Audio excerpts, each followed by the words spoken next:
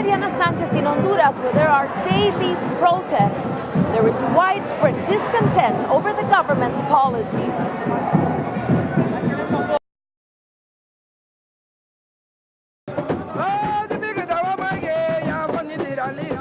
Singing about their woes and concerns at the doorsteps of the Honduran Congress.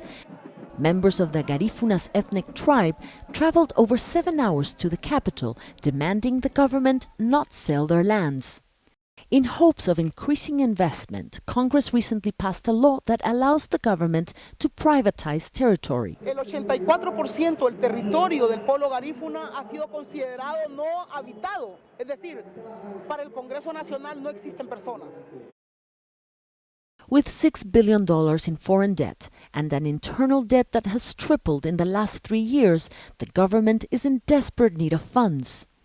Teachers and public servants were not paid their December salaries, and they aren't the only ones affected by the fiscal crisis. At the Escuela Hospital, the largest in the country, people are treated in corridors. Family members are left to tend to their sick relatives, even in the emergency ward.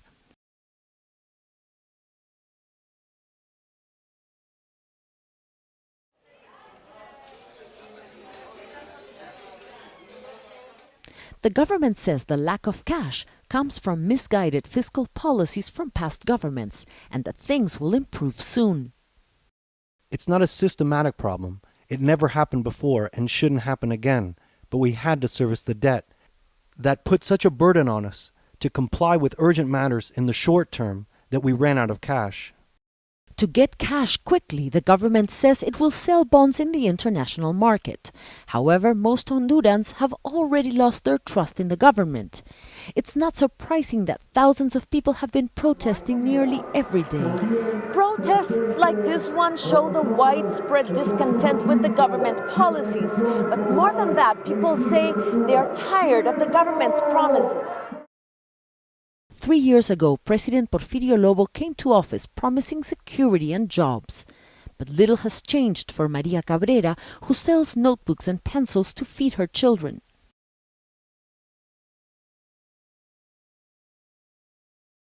Like Maria, half of the country's population is either unemployed or trying to fend for themselves however they can.